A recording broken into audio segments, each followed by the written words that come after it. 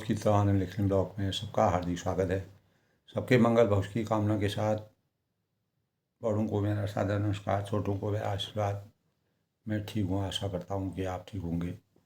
रामचरितमानस के बालकांड के प्रसंग में दोस्तों, भगवान मर्यादा पुरुषोत्तम भगवान रामचंद्र जी ने जब धनुष के शिव के धनुष को तोड़ने में कामयाबी हासिल करके जैसे ही शिव धनुष तोड़ा तो राम और लक्ष्मण दोनों एक दूसरे की तरफ निहारते हैं और श्री रामचंद्र जी ने सब लोगों की ओर देखा और उनके चित्र में लिखे हुए से देखकर फिर कृपाधाम श्री रामचंद्र ने सीता जी की ओर देखा और उन्हें विशेष व्याकुल जाना। इसी व्याकुलता के परिणाम स्वरूप भगवान राम ने धनुष को तोड़ करके राजा जनक और सीता जी और वहाँ के समस्त प्रजा के अंतःकरण में जो विषाद था, जो दुख था, जो संकट था, उसका अंत किया। तब सारे राजा जो देश विदेश से आए हुए राजा थे वह आश्चर्यचकित हो गए और अपने अपने स्वयं को उन्होंने बलहीन और अस्तित्वहीन जानकर मन ही मन उन्होंने भगवान राम ने गुरु को प्रणाम किया और बड़ी फुर्ती से धनुष को उठा लिया और जब उसे हाथ में लिया तब वह धनुष बिजली की तरह चमका और आकाशमंडल में जैसा मंडलाकार हो गया। गुरु प्रणाम मन ही मन कीना, अति लाघव उठाए धनु लीना। दम केहूँ दामिन जिमी जब लयऊ, दम कहीं दामिन जब लयहूँ, पुनि नभ धनु मंडल समभयऊ। यानी मन ही मन में उन्होंने गुरु को प्रणाम किया और बड़ी फुर्ती और साहस के साथ धनुष को उठा लिया और जब उसे हाथ में लिया तब वह धनुष बिजली की तरह चमका और फिर आकाश में मंडल जैसा मंडलाकार आकृति हो गई। और लेत चढ़ावत खेचत गाड़े, काहु न रखा देख सब ठाड़े। ले ही छन राम मध्य धनु तोरा, भरे भुवन धुनि घोर कठोरा। लेते चढ़ाते और जोर से खींचते हुए कोई भी नहीं देख पाया, अर्थात ये तीनों काम इतनी फुर्ती से हुए कि धनुष को कब उठाया और कब चढ़ाया, कब खींचा, तो इसका किसी को पता नहीं लगा। यानी सबसे श्री रामचंद्र जी ने धनुष खींचे हुए देखा और उसी क्षण श्री राम जी ने धनुष के बीच से तोड़ डाला और भयंकर कठोर ध्वनि, शिव जी का कठोर धनुष था। अनेकों उपासक उस धनुष की सेवा करते थे और शिव जी के धनुष का पूजन करते थे घोर कठोर शब्द से, और सब लोग भर गए और सूर्य के घोड़े मार्ग छोड़कर, सूर्य भी घोड़े अपने मार्ग को छोड़कर चलने लगे, दिग्गज चिंघाड़ने लगे, धरती डोलने लगी, शेष भरा और कच्छप तिलमिला उठे और देवता, राक्षस और मुनि कानों पर हाथ रखकर सब व्याकुल होकर विचारने लगे। तुलसीदास जी कहते हैं, जब सबके अंतःकरण में यह निश्चय कर लिया कि श्री रामचंद्र ने धनुष को तोड़ डाला, तब सब श्री रामचंद्र की जय जयकार बोलने लगे। तो शिव जी का धनुष जहाज के समान तुलसीदास ने जिस प्रकार का वर्णन किया है, शिव जी के धनुष को जिस प्रकार जहाज का स्वरूप होता है वैसे माना है। और श्री रघुनाथ जी की भुजाओं का बल समुद्र के समान है। धनुष टूटने की वह सारा समाज डूब गया जो मोहवश पहले इस जहाज पर चढ़ा हुआ था, जिसका वर्णन तुलसीदास ने बड़े ही अद्भुत और हृदयस्पर्शी स्वरूप में किया है। प्रभु दो चाप खंड मही डाले, देखी लोग सब भय सुखारे। भगवान ने धनुष के दोनों टुकड़े पृथ्वी पर डाले, यह देखकर सब लोग सुखी हुए। कौशिक रूप पयोनिधि पावन, प्रेम बार अवगाव सुहावन। विश्वामित्र जी ने जब विश्वामित्र ने भगवान राम को आज्ञा दी कि अब विलंब करने की आवश्यकता नहीं है और शिव जी का धनुष तुरंत तोड़ने की सामर्थ्य जुटाई जाए, और मर्यादा पुरुषोत्तम भगवान ने इनको आज्ञा दी। जब सभी राजा उस धनुष को तोड़ने में नतमस्तक हो गए, बलहीन हो गए और शिव जी के धनुष को तोड़ने में असमर्थता जब जाहिर की, तब जनक जी के अंतःकरण में जो विषाद था, जो दुख था, जो उन्होंने घोषणा की थी, संकल्प किया था, वह संकल्प पूर्ण नहीं हो रहा था। तब विश्वामित्र जी ने अपने मन में विचार किया और श्री राम जी को आज्ञा के परिणाम स्वरूप धनुष तोड़ डाला। तो प्रभु ने धनुष के दोनों टुकड़े पृथ्वी पर डाल दिए। यह देखकर सब लोग सुखी हुए और विश्वामित्र जी यानी पवित्र समुद्र में, जिसमें प्रेम रूपी सुंदर अथाह जल भरा हुआ है, तो राम रूपी पूर्ण चंद्रमा को देखकर इस प्रकार के भगवान के स्वरूप का वर्णन देख करके और पुलकावली के रूप में भारी लहरें बढ़ने लगी और आकाश में बड़े जोर से नगाड़े बजने लगे और देवांगनाएं सुंदर सा नृत्य करने लगी और गाना गाने लगीं। ब्रह्मा दिगसुर सिद्ध मुनीषा, प्रभु प्रशंसई देव आशीषा। तब ब्रह्मा विष्णु और महेश जो इस धनुष के तोड़ने के लिए संग, और जनक जी के अंतःकरण जो कष्ट था और सीता जी के अंतर्मन में गौरा के पूजन के पश्चात और नारद जी के वचनों को सत्य करने के लिए ब्रह्मा आदि देवता सिद्ध और मुनीश्वर लोग प्रभु की प्रशंसा कर रहे हैं। भगवान ने इस प्रकार से धनुष को तोड़ डाला और आशीर्वाद दे रहे हैं। आशीर्वचनों से भगवान के मंगलमयी जीवन की कामना कर रहे हैं, दीर्घायु जीवन की कामना करते हैं। मानव रूप में अवतरित भगवान राम ने जिस प्रकार शिव जी के धनुष को तोड़ डाला, तो वे रंग बिरंगे फूल बरसई सुमन रंग बहुमाला, गावहीं किन्नर गीत रसाला। तो रंग बिरंगे फूल और मालाएं बरसा रहे हैं, किन्नर लोग रसीले गीत गा रहे हैं अद्भुत आनंद की। तो रही भुवन भरी जय जय, जय जय बानी, धनुष भंग धुनि जात न जानी। मुदित कहें जहाँ तह नर नारी, भंजो राम शंभुधन भाई। यानी सारे ब्रह्मांड में जय जयकार की ध्वनि छा गई और जिसमें धनुष टूटने की ध्वनि जान ही नहीं पड़ती है। जहाँ तहाँ स्त्री पुरुष प्रसन्न होकर के कह रहे हैं कि श्री रामचंद्र ने शिव जी के भारी धनुष को तोड़ डाला। यह बहुत बड़ा लोकहित का कार्य है, जन सम्मान का कार्य और जनक की आस्था का और जनक के विश्वास और संकल्प का परिणाम, जो उन्होंने अंतःकरण में जो सीता माता जो धरती से अवतरित हुई थी, उनके स्वयंवर के लिए बड़े बड़े राजाओं को आमंत्रित करके स्वयंवर की रचना करके जब कोई राजा धनुष को तोड़ने में असमर्थ हुआ तो भगवान रामचंद्र को विश्वामित्र जी ने आज्ञा दी।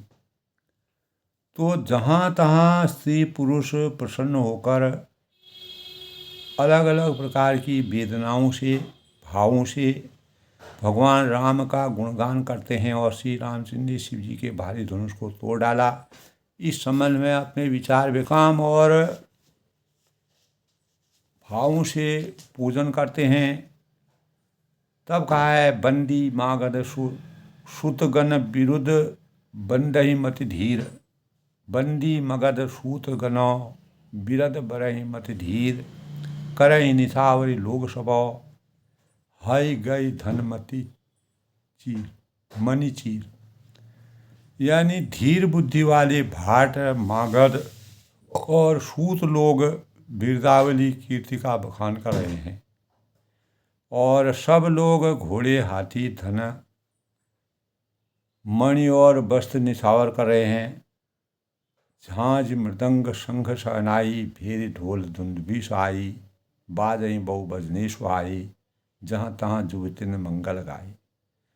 तो झांझ मृदंग शंख शहनाई, भेरी ढोल और सुहावने नगाड़े आदि बहुत प्रकार से सुंदर बाजे बज रहे हैं। जहाँ तहाँ युवतियाँ जो हैं मंगल गान गा रही हैं, आनंद की अनुभूति कर रही हैं और भगवान राम के स्वरूप का साकार दर्शन कर रही हैं।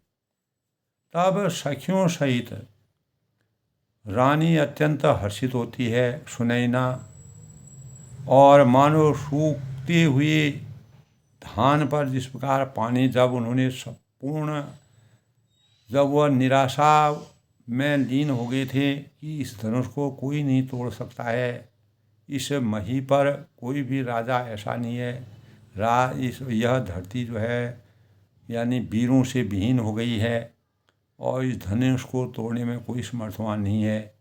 तो उनके शरीर का स्वरूप इस प्रकार का हो गया था। इस प्रकार धान जब पैदा होता है तो धान जब पानी की अपर्याप्तता के कारण पानी जब पर्याप्त नहीं मिलता है तो धान मुरझा जाते हैं। उसी प्रकार समस्त जनकवासी जो हैं, मिथिला नरेश के जो वासिंदे हैं, वह सब धान की तरह मुरझा गए थे।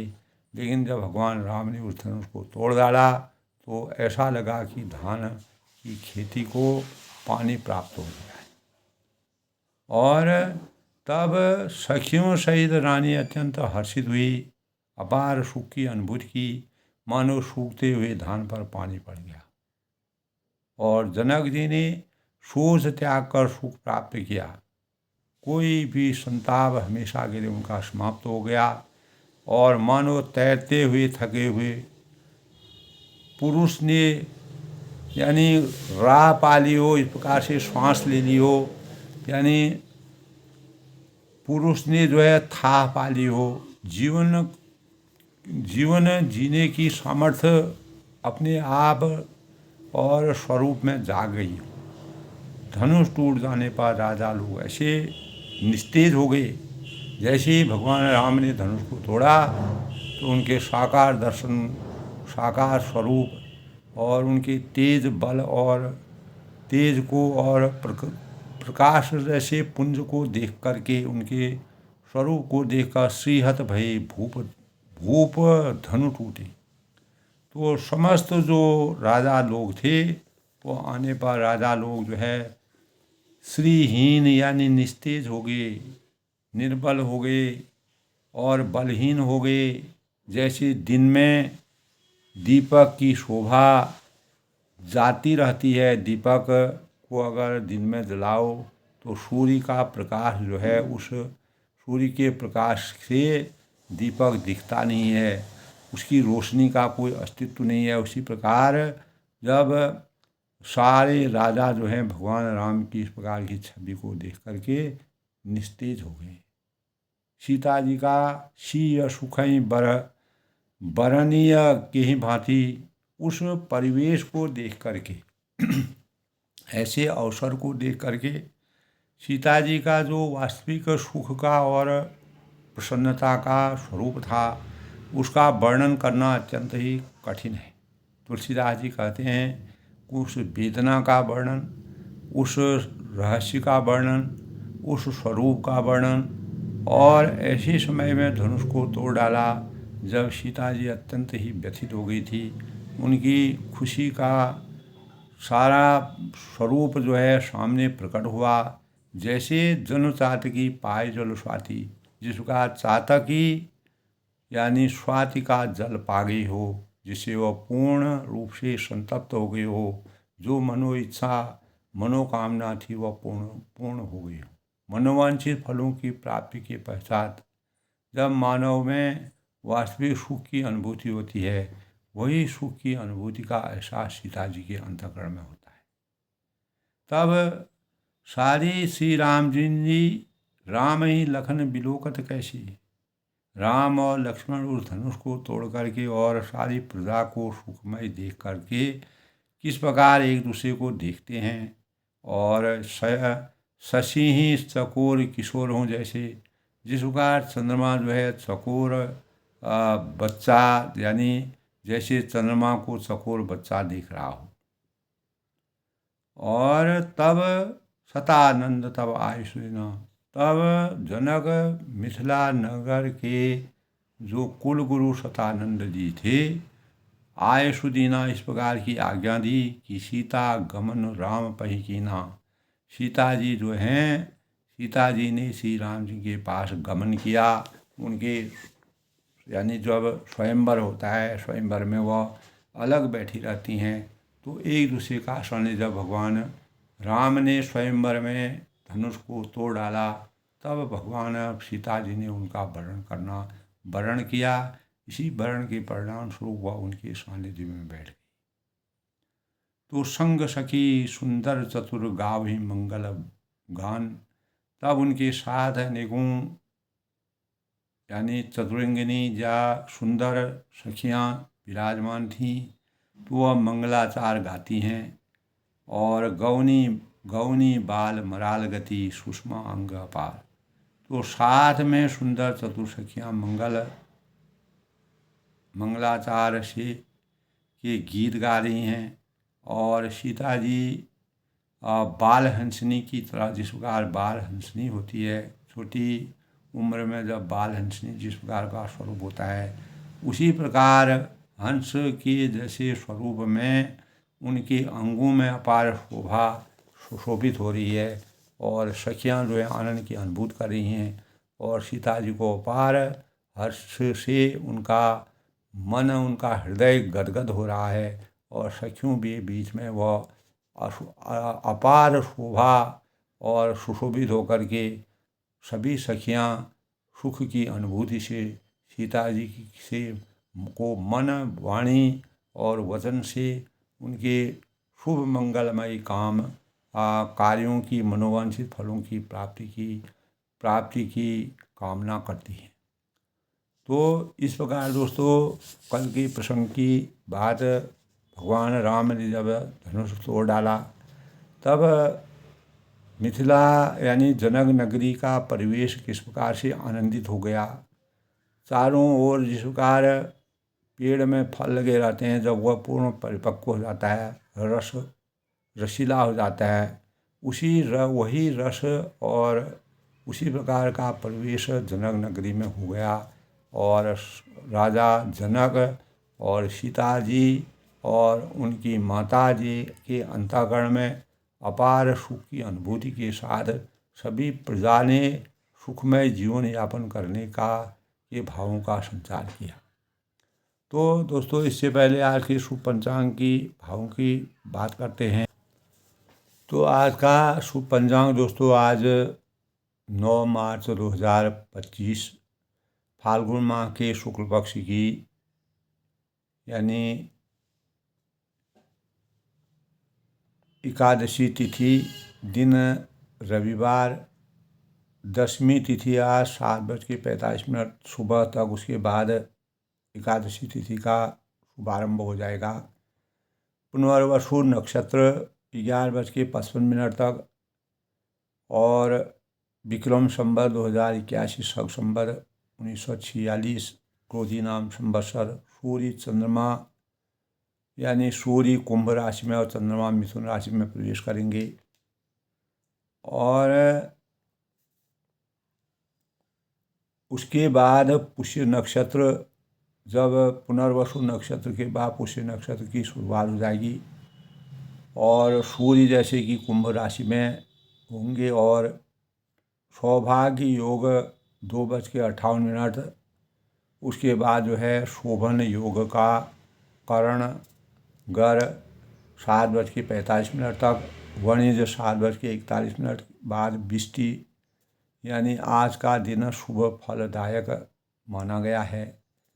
आज के अभिजीत मुहूर्त की बात करें तो अभिजीत मुहूर्त 12:13 से 1:01 तक, अमृतकाल 6:05 से 7:01 तक, ब्रह्म मुहूर्त 4:55 से 5:16 तक, और राहु काल आज दोस्तों जिस दौरान किसी भी शुभ कार्य को करना वर्जित माना गया है 4:57 से 6:56 तक अपराह्न यानी शाम सायं। सूर्योदय आज 6:45 तक सूर्योदय होगा और सूर्य अस्त 6:29 तक सायं। और होलाष्टक का तीसरा दिन आज है दोस्तों। शुभ कर्मों के अनुसार आज का दिन शुभकारी माना गया है। आज गाड़ी, मकान और आभूषण, अनेक प्रकार की सुविधा की चीज़ों को खरीदना शुभकारी माना गया है। तो इस प्रकार आज के शुभ पंचांग की सूक्ष्म रचना है। और आज रविवार का दिन होने की वजह से भगवान सूर्य का पूजन किया जाता है। आदित्य हृदय स्रोत मंत्र का पाठ करके भगवान सूर्य को जल अर्पित करना चाहिए। सौरमंडल में सूर्य बहुत ही प्रभावी और प्रत्यक्ष देवता माने गए हैं। अनेक खगोल शास्त्री जो होते हैं उन्होंने सूर्य के प्रभाव को पृथ्वी और चंद्रमा दोनों पर मानते हैं।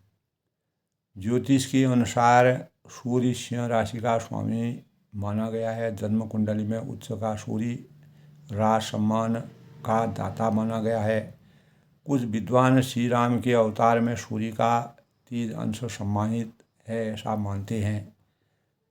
यानी भगवान राम ने जब रावण का वध किया था तब सूर्य के तेज से और भगवान माँ दुर्गा के शक्ति से रावण और विभीषण के द्वारा नाभि में अमृत होने की बात के परिणाम स्वरूप भगवान राम ने पूर्ण निष्ठा के साथ और पूर्ण बल, जोश और तेज और शक्ति के परिणाम स्वरूप अग्नि बाण मार करके रावण का वध किया था। इसलिए सूर्य आराधना भगवान राम ने की थी ऐसा हमारे शास्त्रों में बताया गया है। भगवान राम मानव रूप में अवतरित होकर के रावण का वध उन्होंने किया था। सूर्य आराधना विशेष रूप से दोस्तों रविवार को की जाती है। इस आराधना से शारीरिक और मानसिक विकास होता है और सूर्य की किरणों में रोग प्रतिरोधक क्षमता किरणें निकलती हैं जिससे हमें अनेक प्रकार के विटामिन डी और अनेक प्रकार की वैज्ञानिक दृष्टि से सूर्य का प्रभाव शरीर के लिए बहुत ही। और इस दिन दोस्तों सोना है, माणिक है आदि का दान और गेहूँ है, इस प्रकार के अनाज का दान करना शुभ माना गया है। सूर्य की उपासना करने से राजयोग बलिष्ठ होता है। और आराधना के लिए प्रातः सूर्य उदय से लगभग 2 घंटे पहले नित्य कर्म के पश्चात भगवान सूर्य को जल अर्पित करना चाहिए। तांबे के बर्तन से भगवान शिव को जल अर्पित करना चाहिए। सूर्य देव का वर्ण जैसे कि हम जानते हैं लाल होता है।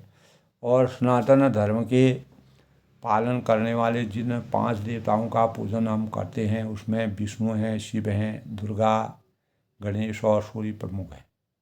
तो आदित्य पूजन की परंपरा बहुत ही पुरानी हमारे शास्त्रों में मानी गई है।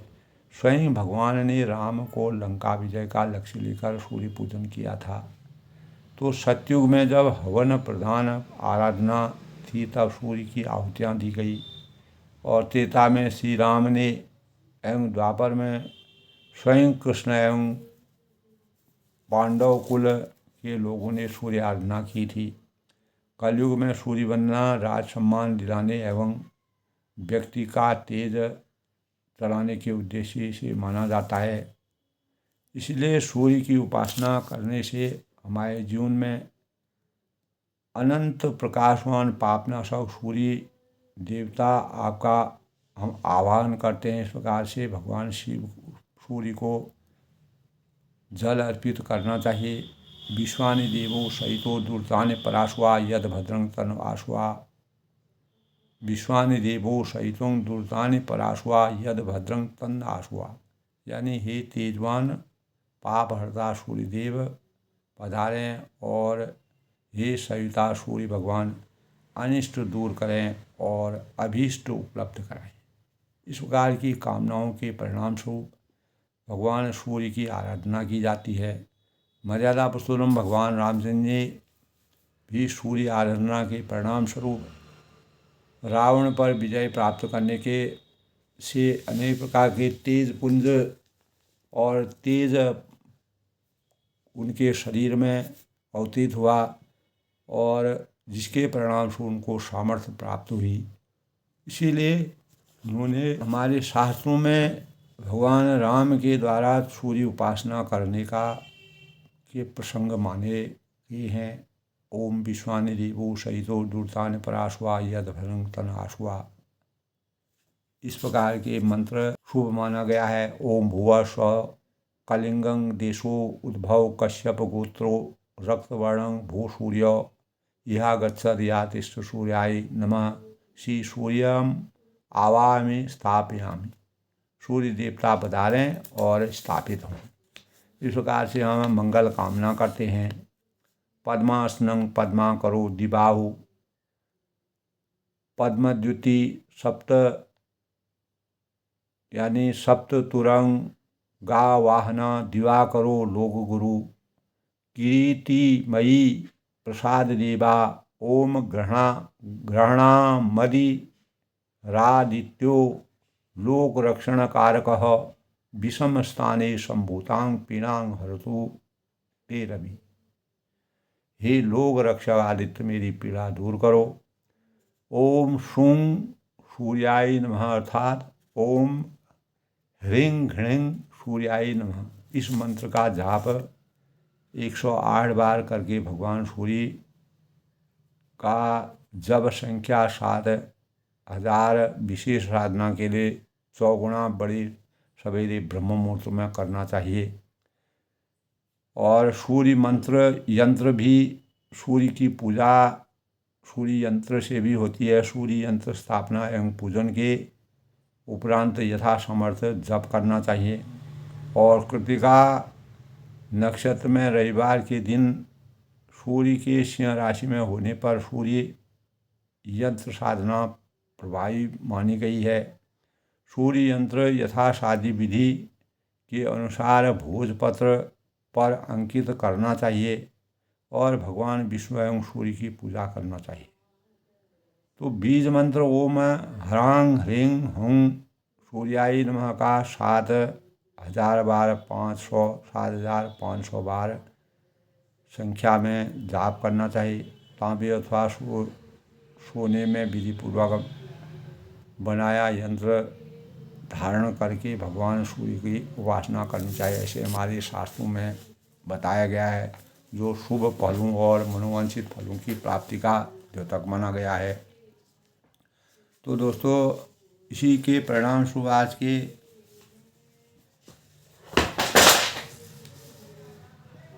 आज के रामचरितमानस के जब भगवान राम ने सीता जी के कष्ट को दूर करके स्वयंवर में सीता जी की प्राप्ति कर ली, तब सखियों के साथ सीता जी रामचंद्र के पास आकर के अवतरित होती हैं। सखिन मध्यशीय सोहति कैसी।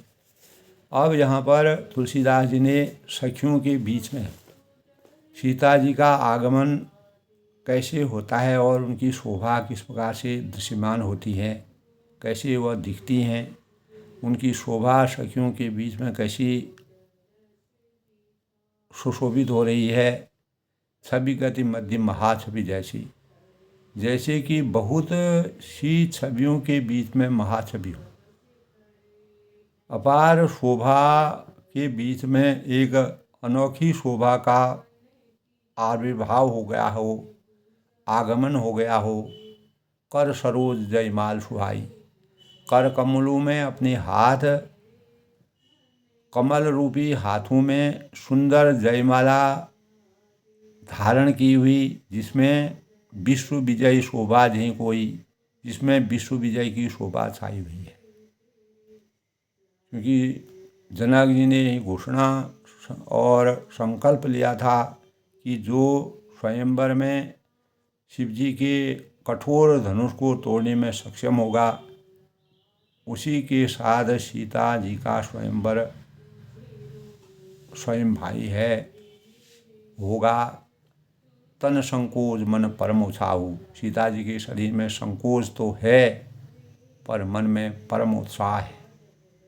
गूढ़ प्रेम लख परे न काऊ, उनका यह गुप्त प्रेम किसी को भी बांध नहीं पड़ा, कोई भी जान नहीं पड़ा। जाय समीप राम छवि देखी, समीप जाकर श्री राम जी की शोभा देखकर राजकुमारी सीता जी चित्र में लिखी सी रह गईं।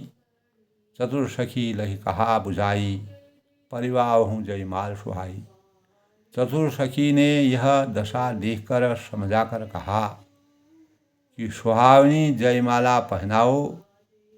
सखियों ने इस प्रकार के भाव से जब राममय जीवन सबका हो जाता है, तब सीता जी को आज्ञा दी कि पहिरा रहूँ जयमाल सुहाई, सुहावनी जयमाला पहनाओ। सुनत जुगल तन माल उठाई। यह सुनकर सीता जी ने दोनों हाथों में माला उठाई, माला को धारण किया और उठा करके प्रेम विवश पहिरावन जाई। प्रेम के परम प्रेम, हृदय रूपी प्रेम की आस्था के परिणाम स्वरूप विवश होने से, यानी इतना प्रेम उमड़ गया कि वह पूर्ण राममय हो गई और तन मन की उनको सुध न रही। सोहद जन जुग जलद सनाला, जिस समय उनके हाथ ऐसे सुशोभित हो रहे हैं, शिशि सभीत दे जयमाला, मानो डंडियों सहित दो कमल चंद्रमा को की डर से जयमाला को दे रहे हों। गाव ही छवि अवलोक ही सहेली, इस छवि को देखकर सखियाँ तरह तरह के गाने गाने लगी और सिंह जयमाल राम उर्मिली। तब सीता जी ने श्री रामचंद्र की गले में जयमाला पहना दी। अपार सुख की अनुभूति हुई, पूरा संसार का संशय समाप्त हो गया और भगवान राम ने शिव जी के धनुष को तोड़ करके सभी जो सुखमय जीवन की कामना करते हैं उनके कष्टों को दूर किया। रघुबर उर जयमाल दिखी, देव बरसई सुमन। भगवान रामचंद्र जी के हृदय में जब भगवान सीता ने जयमाला पहनाई तो ऐसा देखकर देवताओं ने स्वर्ग से, आसमान से फूल बरसाने शुरू किए। अपार सुख की अनुभूति हुई, प्रसन्नता हुई, हर्ष का विषय था। परिवेश बदल गया, मंगल ही मंगल चारों ओर दिखने लगा। सकुची सकल भुवल जनु, और समस्त राजागण इस प्रकार संकुचित हो गए, मानो सूर्य को देखकर कुमुदों का समूह सिकुड़ गया। जो कमल कुमुद होते हैं, जब सूर्य तेज अपनी पराकाष्ठा में होता है तब कमलों की सुंदर शोभा भी अक्षुण्ण हो जाती है। तो अनेक प्रकार के जो राजा थे, जो शिव जी के धनुष को तोड़ने के लिए अपने बल और पूर्ण निष्ठा के साथ आए थे, तो वह धनुष को टस से मस नहीं कर पाए। अंततो गत्वा भगवान राम ने विश्वामित्र मुनि की आज्ञा के परिणाम स्वरूप जनक जी और सीता जी के कष्टों को हमेशा के लिए समाप्त करके इस संसार में एक नए इतिहास की रचना की। तो सूर्य को देखकर कुमुदों का समूह, तब जो राजा कुमुद रूपी जो राजा थे, बड़े बड़े बलशाली राजा थे, सबका घमंड चूर हो गया और अस्तित्वहीन हो गए, बलहीन हो गए और संकुचित हो गए। पूर्व और व्योम बाजने बाजी, खल भई मलिन साधु सब राजी। सूर्य किन्नर नर नाग मुनीसा, जय जय जय कहीं देव अशीसा। तब नगर और आकाश में बाजे बजने लगे और दुष्ट लोग उदास हो गए और सज्जन लोग सब प्रसन्न हो गए। ज्ञान की पराकाष्ठा चारों तरफ फैल गई, प्रकाश का पुंज चारों तरफ फैल गया। सूर्य किन्नर नर नाग मुनीसा, देवता हैं, किन्नर हैं, मनुष्य हैं, नाग हैं और मुनीश्वर हैं, जय जय करके आशीर्वाद दे रहे हैं। नाच ही गावहीं विबुध बटु बधुही बधूटी, बार बार उष्मांजलि छूटी। जहाँ तहाँ विप्र वेद ध्वनि करहीं, बंदी बिरदावली उच्चरहीं। यानी नाच ही, तो देवताओं की स्त्रियां नाचती हैं, गाती हैं, आमोद करते हैं, प्रमोद करते हैं और बार बार हाथों में पुष्पों की अंजलियां छूट रही हैं। जहाँ तहाँ यत्र तत्र ब्राह्मण वेद ध्वनि कर रहे हैं, वेदों का उच्चारण कर रहे हैं, मंत्रोच्चार कर रहे हैं और भाट लोग बिरदावली कुल कीर्ति का बखान करके हैं कि रघुकुल रीत सदा चली आई, प्राण जाए पर वचन जाई। राम राज बैठे त्रिलोका, हर्षित भई गई सब शोका। नहीं दुखी कोई दरिद्र नाना, सब सुंदर सब। तो भगवान राममय जो राम राज्य की जो स्थापना के संबंध में जिस प्रकार के भाव थे वह सब उमड़ पड़े। मही पाताल नाख जसु व्यापा, राम बरी सिय भंजो चापा। मही पाताल नाग जस व्यापा, पृथ्वी पाताल स्वर्ग तीनों लोकों में यश फैल गया। भगवान राम की कीर्ति और राममय बन गया कि श्री राम जी ने धनुष तोड़ दिया। करें आरती पुर नर नारी, सीता जी के को वरण, सीता जी ने भगवान राम को का वरण कर लिया और नगर के नर नारी आरती कर रहे हैं। आरती करने के पश्चात देव निशावरी वित्त विशारी और अपनी पूंजी हैसियत के अनुसार हैसियत को भुलाकर सामर्थ्य को बहुत अधिक निछावर कर रहे। तो सोहद शिव राम कै जोरी, छवि श्रृंगार मनु एक ठोरी। तो सीता जी और रामचंद्र जी की जो जोड़ी है, जो युगल जोड़ी है, ऐसी सुशोभित हो रही है मानो सुंदरता छवि श्रृंगार मनु कर ठोरी। सुंदरता और श्रृंगार रस एकत्र हो गए हैं, दोनों का मिलन हो गया है।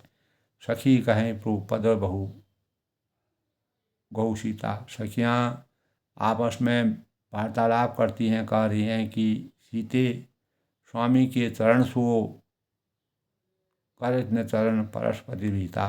सीता जी अत्यंत भयभीत हुई, उनके चरण नहीं छूती है। तो उनको इस प्रकार का डर लगता है कि भगवान पता नहीं क्या स्वरूप में हैं और वह किस प्रकार के स्वरूप को दिखाते हैं। तो वह अंदर ही अंदर भयभीत भी रहती हैं। जिन्होंने हजारों राजाओं के 10,000 राजाओं के आपस में होने पर भी कोई भी धनुष को नहीं तोड़ पाया। रावण और बाणासुर जैसे वीर राजा धनुष को छू नहीं पाए। आखिर भगवान राम में कौन सी ऐसी शक्ति है जिसके परिणामस्वरूप ने उन्होंने छूते ही इस धनुष को तोड़ दिया। तब सीता जी के अंतःकरण में अनेक प्रकार के भाव आते हैं। गौतम तीय गति सुरति करी, नहीं पर सति भगवान। गौतम तीय गति सुरति करी, नहीं परसति पग पानी। गौतम जी की स्त्री गौतम मुनि ने जो है अपनी स्त्री अहिल्या को श्राप दे दिया था। किसी कारणवश जब उनकी पत्नी को उन्होंने दोषी समझा तो उन्होंने श्रापित उनको कर लिया था, और श्रापित होने के परिणाम स्वरूप उन्होंने जब त्रेता युग में भगवान राम मानव रूप में अवतरित होंगे तभी तुम्हारा तारण होगा। तभी कहा है गौतम तीय गति सुरति करी। गौतम जी की स्त्री अहिल्या की गति का स्मरण करके सीता जी रामचंद्र जी के चरणों को हाथों से स्पर्श नहीं कर रही है, और मन भी से रघुवंश मनी प्रीति अलौकिक जान। सीता जी की अलौकिक प्रीति जानकर रघुकुल मणि श्री राम जी मन में हंसते हैं, प्रसन्न होते हैं, और चारों तरफ का परिवेश देख रहे हैं, अंदर ही अंदर हर्ष की अनुभूति हो रही है। तब शिव देख भूप अभिलाए, यानी उस समय सीता जी को देखकर कुछ राजा लोग ललच उठे। कूर कपूत मूढ़ मन माखे, वे दुष्ट कपूत और मूढ़ यानी राजा जो थे इस प्रकार के थे जो मन में बहुत तमतमाए हुए थे, क्योंकि सीता जी रामचंद्र जी को वर्ण कर ली हैं, और उठी उठी पहरी सुनाव भागे, और वे अभागे अपने अपने जगह पर उठ कर कवच पहनकर जहाँ तहाँ गाल बजाने लगे, अनेक प्रकार की क्रिया प्रतिक्रिया करने लगे, और पछतावा कर रहे हैं। और लेऊँ छुड़ाए शिव कहूँ को, धरी बांधूँ न बालहूँ तो बालक दो। कोई कहते हैं कि सीता जी को छीन लो, दोनों राजकुमारों को पकड़कर बांध लो, और तोरे धनुष चाड़ नहीं सरेही, धनुष तोड़ने से ही चाह नहीं सरेगी, यानी चाह पूरी नहीं होगी। जीवित हमें कुंवरी को बरही, हमारे जीते जी राजकुमारी को कौन ब्याह सकता है। तब राजा लोग आपस में अनेक प्रकार के तर्क वितर्क करते हैं, सोच विचार करते हैं। जब यानी गीदड़ की मौत आती है तो वह शहर की तरफ भागता है, उसी प्रकार राजाओं का प्रवेश हो रहा था। जो विदेश कछु करूँ सहाई, जीतऊँ समर सही दो भाई। अनेक प्रकार की प्रतिक्रिया क्रिया करते हैं, जबकि भगवान का साकार स्वरूप उन्होंने देख लिया है। तो यद्यपि जनक कुछ सहायता करें तो युद्ध में दोनों भाइयों सहित उसे भी जीत लो। साधु भूप बोले मुनि वाणी, ये वचन सुनकर साधु राजा बोले कि इस निर्लज राज समाज को देखकर जो राज समाज ही लाज लजानी, यानी जो राज समाज को जो है वह देखकर तो लाज भी लज्जा जाती है। जो इस प्रकार के भावों, इस प्रकार के मनोभाव जो उनके अंतःकरण में विराजमान हो रहे हैं, तो वह ऐसा लग रहा है कि लाज ही लाज से यानी अलग हो रही है, यानी राज समाज को देखकर जो लाज भी लज्जा गई है। इस प्रकार की प्रतिक्रिया क्रिया के परिणाम स्वरूप बल प्रताप वीरता बढ़ाई, नाक पिनाक ही संग सिधाई।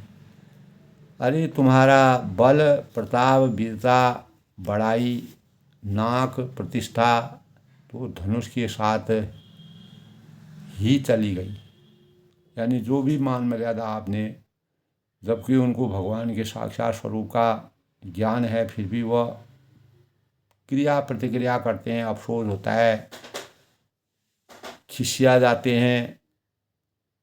तो सोई मूर्ता की कहूँ अब पाई, वही वीरता थी कि अब उन्हीं कहीं से मिली है।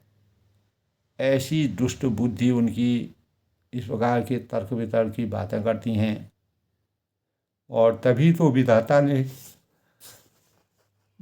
ने इसीलिए कहा है कि विधाता ने तुम्हारे मुखों पर कालिख लगा ली। परमात्मा ने इस प्रकार की शक्ति दी है कि तुम जितना जिसके मन के अंदर जो भाव छिपे हुए हैं वो व्यक्त कर रहा है, यानी बुराई, अच्छाई, कुपित, गंदगी, इस प्रकार की विचार भावना जिसके अंतःकरण में है वो अपना बखान कर रहा है। तब देखऊँ राम ही नयन भरी, तजी ईर्ष्या मुझको, इच्छा है, घमंड है और क्रोध को छोड़कर नेत्र भरकर श्री राम की छवि को देख लो, तभी तुमको वास्तविक ज्ञान का संचार तुम्हारे अंतःकरण में होगा। लखन रोष पावक प्रबलो जान सुलभ जन होई। लक्ष्मण के क्रोध को प्रबल अग्नि जानकर उसमें पतंगे मत बनो। अगर पतंगे बनोगे तो अग्नि तुम्हें भस्म कर देगी। भगवान राम का साक्षात स्वरूप से आपका अंत हो जाएगा, अस्तित्वहीन हो जाएगा। भगवान को किसी प्रकार से भी कोई गलत विचार, राग, द्वेष और अनेक प्रकार के अगर इस प्रकार के भाव जिसके अंतःकरण में होंगे तो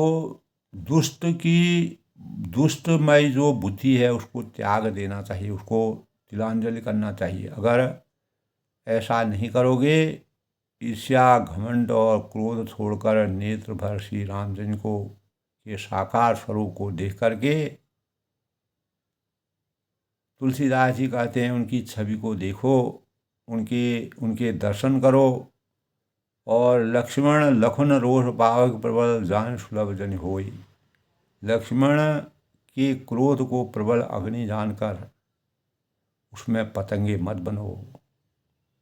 किसी प्रकार की अवहेलना के पात्र मत बनो, क्योंकि भगवान राम में ही शिव जी के धनुष को तोड़ने की परम शक्ति है, बल है, तेज है। वही इस धनुष को तोड़ने के लिए इस धरती पर अवतरित हुए हैं और वही इस धनुष को तोड़ करके सीता के वरण करने का विधि द्वारा बनाया गया विधान सही स्वरूप में मानव चेतना को जगाने के लिए, मानव स्वरूप को की जागृति के लिए, राममय जीवन त्याग और पराकाष्ठा का पूर्ण द्योतक है। इसीलिए भगवान राम को मर्यादा पुरुषोत्तम यानी पुरुषोत्तम कहा गया। पुरुषों में उत्तम होता है जो उसको कहते हैं पुरुषोत्तम। तो उत्तम पुरुष की संज्ञा के साथ भगवान राम के वास्तविक स्वरूप का वर्णन करने में तुलसीदास भी संकोच करते हैं और हृदय स्पर्शी जिस प्रकार से भावों का रचना किया है, देखो राम ही नयन भरी तजी श्याम मुझ को। तब तुलसीदास जी कहते हैं कि अरे राजाओं, जिसके अंतःकरण में किसी प्रकार का ईर्ष्या है, घमंड है, क्रोध है और कोई भी शोभ हो, मोह हो, लोभ हो, सब कुछ छोड़ करके नेत्र भरकर भगवान श्री रामचंद्र जी का साक्षात स्वरूप देखो और लक्ष्मण जी के क्रोध को प्रबल अग्नि जानकर उसमें पतंगे मत बनो, नहीं तो तुम अस्तित्वहीन हो जाओगे, बलहीन हो जाओगे। जो और कार्य तुम करने वाले हो वो भी तुमको नहीं कर पाओगे, तुम सामर्थ्यहीन हो जाओगे। इसलिए परमात्मा का ध्यान करो, का मनन करो। शिव के धनुष को तोड़ने में केवल राम ही सक्षम हैं और कोई शक्ति उसको तोड़ नहीं सकती है।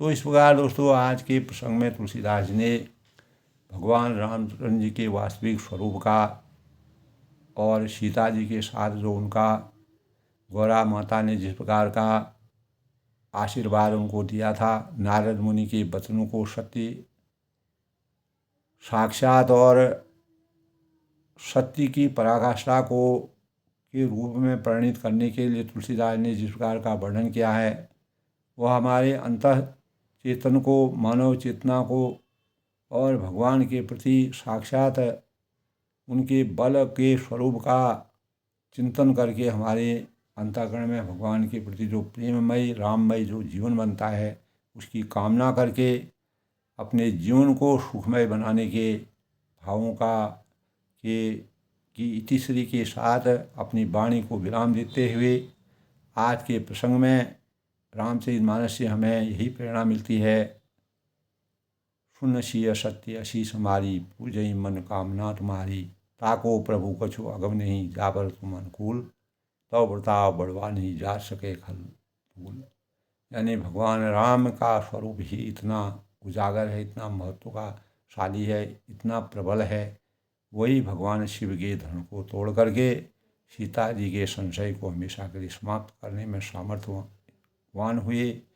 और यही इसी प्रकार इसीलिए भगवान राम को पुरुषोत्तम कहा गया है। जय श्री राम के साथ आज के प्रसंग की इतिश्री।